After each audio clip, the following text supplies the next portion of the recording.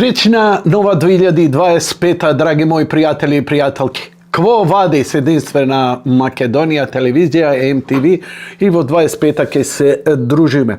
Ono što možemo da zaključime, jedno od najbitnijih svetskih работи koji se случи е големата промена на власта во Соединените американски држави. Мистер Дончо Трамповски се врати на власт и ова е еден од преседаните, историски преседани. Ова е таква историска победа која многумина праведни ќе ги охрабри. Доналд Трамп преживеа директен атентат, беше погоден. Преживеа уште два обиди за атентат. Не можеа да го елиминираат. Власта до тогаш лажеше, крадеше, ја уништуваше државата и сето тоа со огромна загриженост го следев. Зошто го следев? Зошто мене ми е грижа за Соединетите американски држави? Затоа што она што таму се случува се прелева во цел свет. Мигрантска криза, права на маргинални групи кои врска немаат со нормален живот, нити се продуктивни, нити им треба некаква помош на неспособност, едноставно паразити кои гласно викаат, работат за невладини организации, длабока држава и со росписки други така наречени клонови кои се создадени исклучиво се што е нормално, човечки, хумано, семено, со семени вредности, религиозни вредности, да биде омаловажувано и прогонувано. Секако, за сите тие квази идеологии стои огромна лукративна вредност.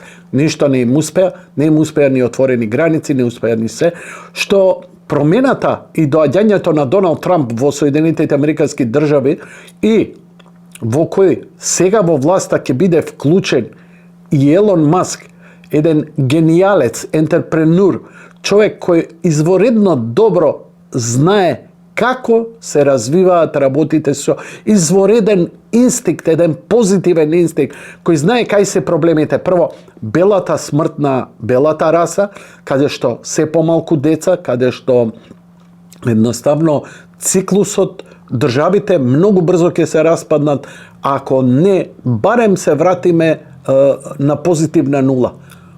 Не зборам некаков плюс. Тој сурплус нема да се склучи. Во Македонија е иста ситуацијата. Македонци секоја година се помалце и помалце и помалце.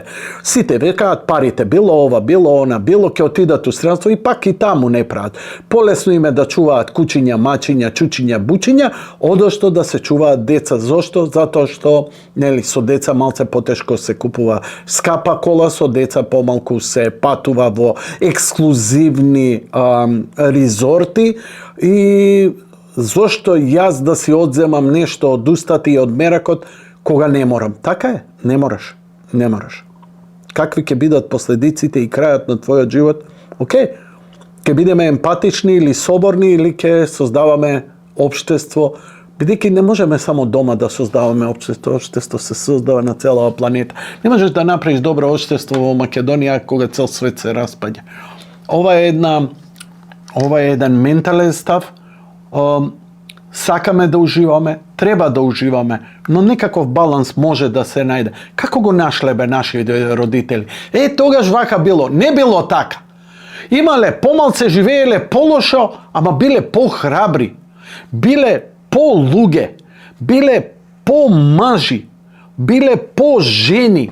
Биле поментално јаки. Денеска се по линија на помал отпор. Она што ќе се случува во 2025 година е што големите промени кои треба да дојдат по инаугурацијата на Доналд Трамп е така нареченото Department of Government Efficiency, да дојде крај на војната во Украина, а доаѓа таа, готово е. Чим до сега не пукна атомска бомба, веќе е јасно дека не може да предизвика трета светска војна.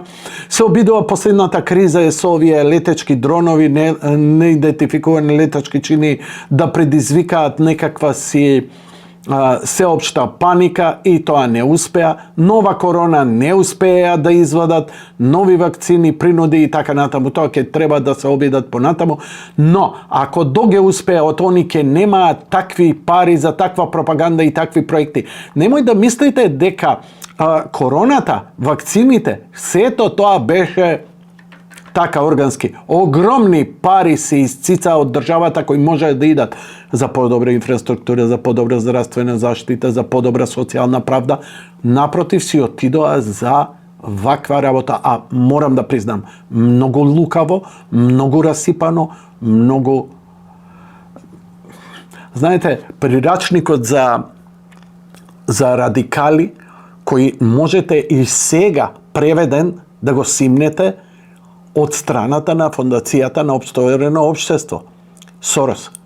Тоа е книга која е антихумана, античовечка. Тоа е буквално прирачник базиран на принципите на црвените квери. Се што не е со нас, апсолутно дека е против нас, туку да се елиминира.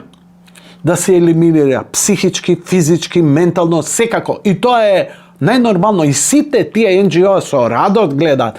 Зошто иначе такви идиоти би ја напаѓале мојата малолетна керка или мене би ми се заканувале дека ќе ја силуваат. За нив е тоа сосема нормална работа. Педофилија, Епштејновата листа, сите тие работи едноставно на перверзија за нив се нормална појава. Штом ја го сакам, тоа треба да биде. Ние па верните викаме, постојат Божи закони, постојат принципи.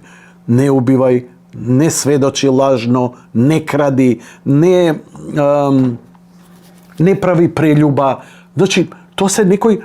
Вам вие тоа е нормално? Да. Ако вие тоа е нормално, органски, природно, вие имате добар морален компас.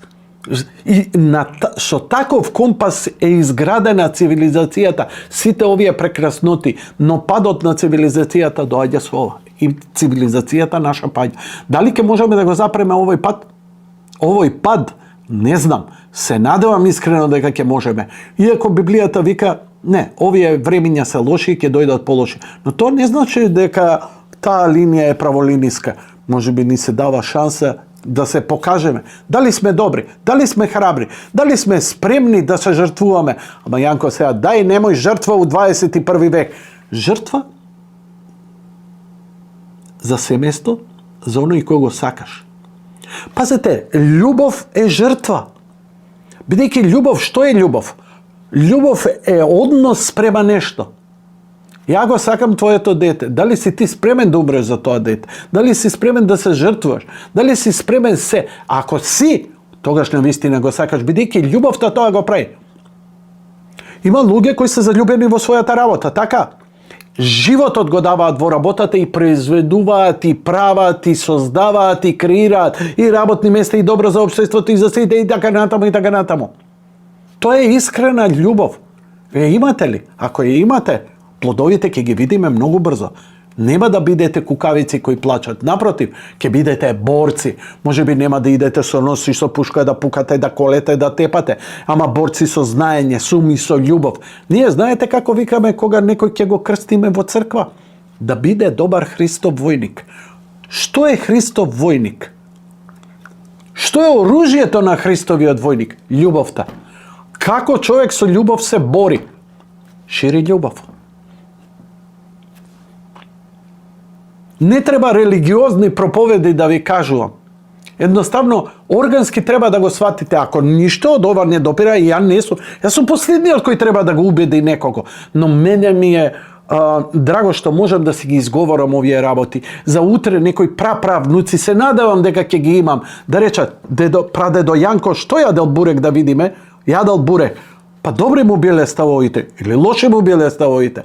Сакам да оставам некаква трага, дека сум се борел во овој живот, да оставам добра трага за мене, за моите блиски, за мојата Македонија, за овој свет. Никого да оставам нешто позитивно за тоа што кога ќе заминам горе и кога ќе му се поклонам и кога ќе ме прашаат што направи за ближниот свој.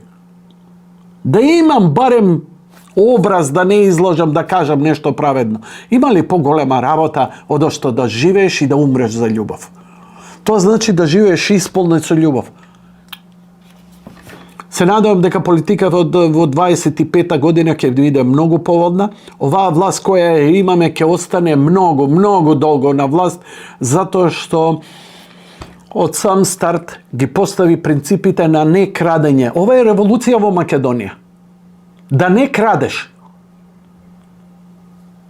Нема непотребни, значи извикано, екзампларски, со примери, точно и прецизно, ми е кажано и во емисија кај мене, дека споменици, моменици, небитни работи во Македонија више нема да има. Ке има структурно реконструирање на земјата за да може да се развива бизнисот. Мора да знаете дека во Америка даноците во овој момент се 40%. Во Кина се помеѓу 10 и 20%.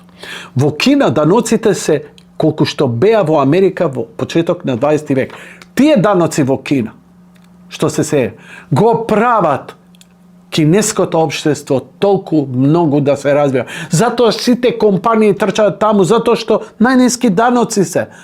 Зошто да работам ја у Америка колку и да ми е добра, кога за 40% треба да ме ошурат? Кога ја 30% ќе заштедам, ќе имам за мене многу повеќе.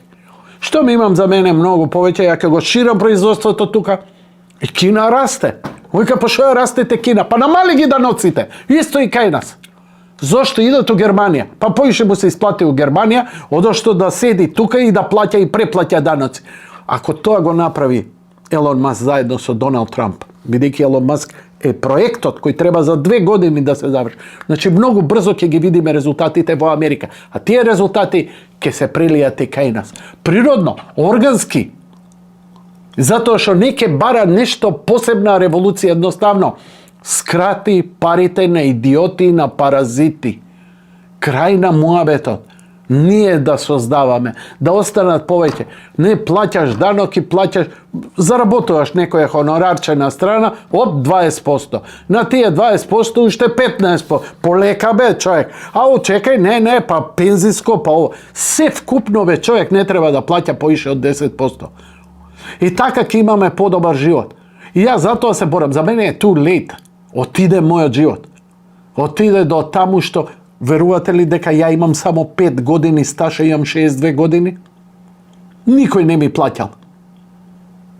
А ја будала внесе во целава работа со доверба, викам, системот функционира, плаќаат ово, сите лажат.